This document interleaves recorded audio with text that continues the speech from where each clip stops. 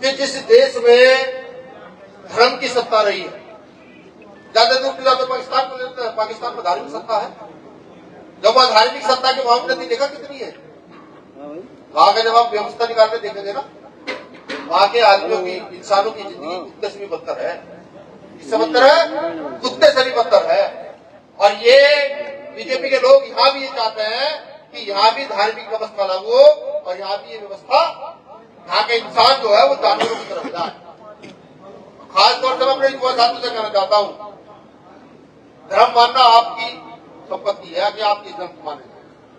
अगर आपके अंदर शिक्षा का प्रभाव है और आप एजुकेटेड हैं, तो फिर आपको धर्म चयनित करने में समय नहीं लगेगा, बिल्कुल समय नहीं लगेगा। और अगर आप शिक्षित नहीं है, आप पढ़े लिखे नहीं है, आपके पास चाहे 10,000 बीघा जमीन क्यों ना हो, आपके परिवार में कितनी संपत्ति क्यों ना हो, अगर आप शिक्षित नहीं है तो फिर आपका उत्थान किसी कीमत पर हो नहीं सकता, आप चाहे कुछ भी करना है। आप जानते हैं देश में साफ शिक्षा को कितना कमजोर किया गया है। यहाँ तिहरी शिक्षा प्रणाली है। पहली शिक्षा प्रणाली है हम जैसे लोगों के लिए प्राइमरी स्कूल की शिक्षा की प्रणाली। यहाँ हमारा बच्चा जाएगा, खिचड़ी खाएगा और घर वापस आएगा। एक दूसरी शिक्षा प्रणाली है, भाई किसी के 50 बीघा जमीन है, कुछ गांव में सरकारी नौकरी पे चले गए, किसी का थोड़ा बहुत कारोबार चल रहा है, वो 500,000 रुपए वाली शिक्षा प्रणाली कि आप 500,000 रुपए स्कूल की फीस भरेंगे, गाड़ी इस गांव में आपने लेने आएगी, बच्चे को गाड़ी छोड़ कर जाएगा। ये शिक्षा प्रणाली है। वहां बच्चा क्या सीखेगा?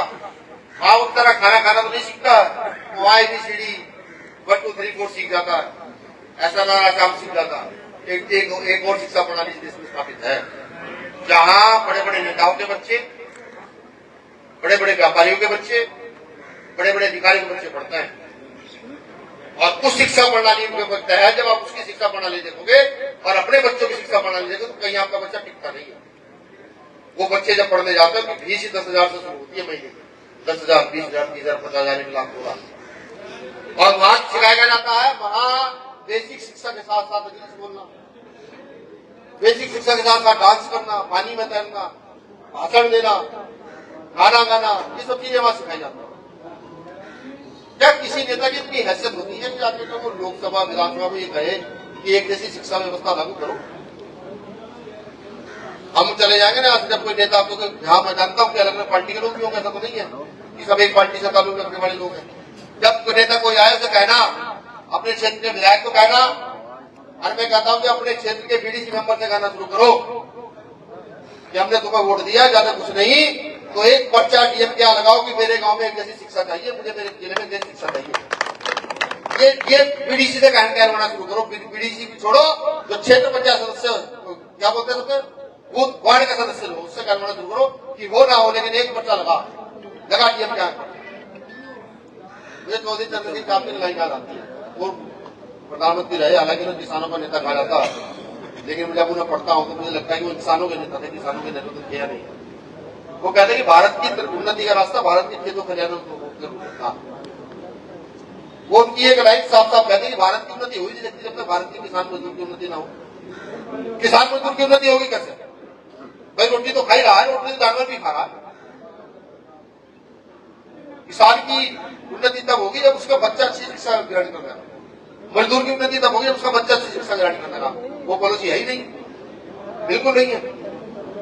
मैं तो सीख कर कहता हूं, और अगर समय कभी आया, कुदरत ने साथ दिया और बहुजन समाज का ये लोग 6,743 जाति को बात कर रही थी, कभी एकजुट हुए और एक बार सत्ता हाथ लगी, तो यहाँ की पूंजीपति व्यवस्था को यह बताया जाएगा व्यवस्था चलाई कैसे जाती है। पहला प्रहार किसी में किया जाए तो शिक्षा पर सबसे पहला प्रहार किया जाएगा। ये तो कॉन्वेंट शिक्षा बढ़ा के खड़ी कर दी गई है यहाँ इस देश के अंदर, उस शिक्षा को ध्वस्त करके जा तो सबके बच्चे कॉन्वेंट में पढ़ेंगे, सबके एक तरफा, मजदूर के, किसान के, दलित के, पिछड़ों के, मुसलमान के, सबके बच्चे जैसे स्कूल में पढ़ेंगे, वरना किसी का बच्चा भी कॉन्वेंट स्कूल में नहीं पढ़ा।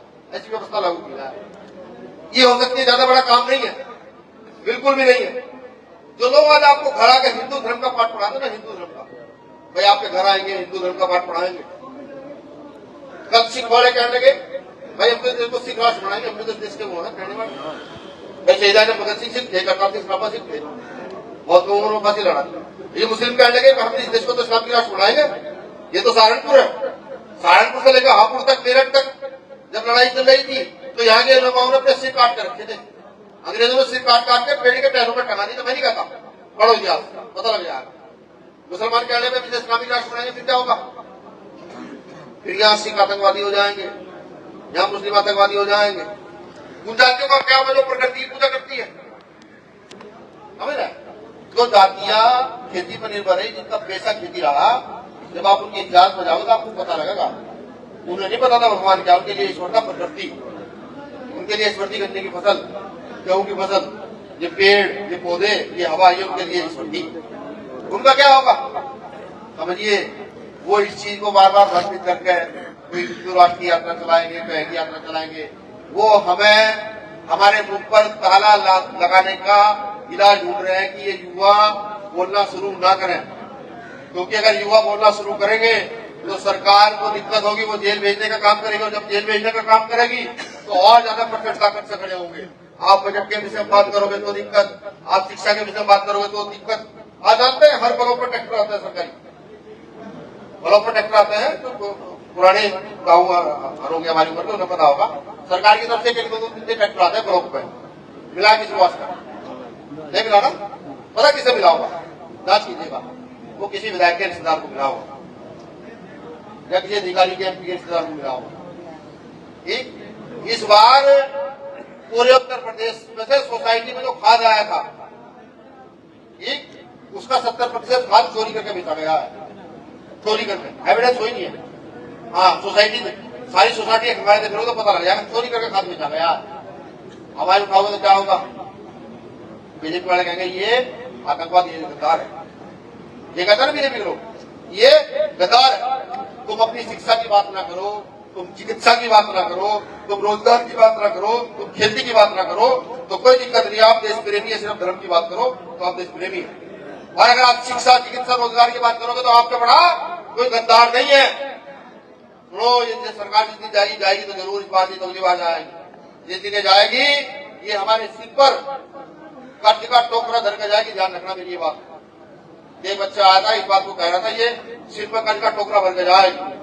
कम से कम कुछ लोग तो ऐसे पैदा करते हैं। ये कौम ही है जो पैदा कर सकती है, ये किसान मजदूर है जो पैदा कर सकते हैं, और किसी में हिम्मत नहीं, बिल्कुल नहीं कर सकते पैदा।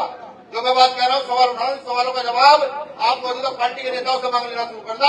अगर एक भी नेता अपने पक्ष की बात कर दे तो कहना भाई तेरे साथ खड़े जाएंगे, तेरे पीछे पीछे चलेंगे सब लोग। अगर एक भी नेता इस बातों का जवाब आपको दे दे। 26 तारीख में जो रैली है वो रैली इसलिए की जा रही है कि जैसे घर में जब रोटी बनती है तो रोटी को जब तवे पर डाला जाता है तो एक तरफ से सिकती है। अगर रोटी ज्यादा देर तक एक तवे पर रहेगी तो रोटी के जलने का खतरा होता है। तो उस रोटी को पलटने का समय आ गया है। जो हम सड़कों पर गलियों में रात दिन मेहनत करते हैं, किसी मुस्लिम के साथ, दलित के साथ, पिछड़े के साथ या किसी अगड़े के साथ भी कहीं कुछ गलत होता है और मेरा कार्यकर्ता जाकर डंडा खाने का काम करता है पुलिस का। अब उस रोटी को सीधा करके दिखाने का समय आ गया है कि देश में हमारी आबादी इतनी बढ़ गई है, लड़ने वालों की तादाद कम नहीं है, ये दिखाने का। चुनावी प्रक्रिया तो हर 5 साल में आती है, चुनाव आएंगे चले जाएंगे। मैं 5 साल में चुनावी प्रक्रिया शुरू करूंगा नीचे से ऊपर तक तो कम से कम 10 साल में चुनाव आते हैं। भाई वार्ड मेंबरी का आता है, प्रधान का आता है, बीडीसी का आता है, जिला पंचायत का आता है, चेयरमैन का आता है, और जी सहकारी बैंकों का आता है, विधायक सोसाइटी का आता है, विधायक का आता है, एमपी का आता है, प्रधानमंत्री का आता है, मुख्यमंत्री का आता है, राष्ट्रपति का आता है। तो 5 साल में हो गया 8-10 चुनाव हो गए नहीं। लेकिन चुनाव की सही प्रक्रिया क्या? वोट किसे दे रहे हैं, क्यों दे रहे हैं? क्या फ्री फंड है वोट? कल मैं आपके बीच में आ जाऊं, मैं कह लूंगा ताऊजी के पैर में, ताऊजी मेरी जवाब मदद करा दो, तो ताऊजी का फर्ज पूछा मैं तेरी मदद तो मैं करा, बोले क्यों कराऊं तेरी मदद? मुझे सीधा जवाब दीजिए। जब तक आप ये पूछना शुरू नहीं करोगे आपके बच्चों की तरक्की रुकी रहेगी। अगर आप सिर्फ रोटी खाने को तरक्की समझ बैठे हो या ट्रैक्टर खरीदने को, गाड़ी खरीदने को तरक्की समझ बैठे हो तो ये तरक्की नहीं मेरे साथियों, बिल्कुल तरक्की नहीं है। यहाँ वो भी लोग हैं जो सुबह उठते हैं जिनको रोटी की चिंता नहीं रहती, और यहाँ वो भी लोग हैं कि सुबह उठेंगे खेत में जाकर घास की गठरी मिलाएंगे तो चाय नहीं बनेगी। यहाँ वो भी लोग। इतनी बड़ी गैर बराबरी इस देश के अंदर है और ये गैर बराबरी को खत्म करना भीम आर्मी पार्टी का काम है।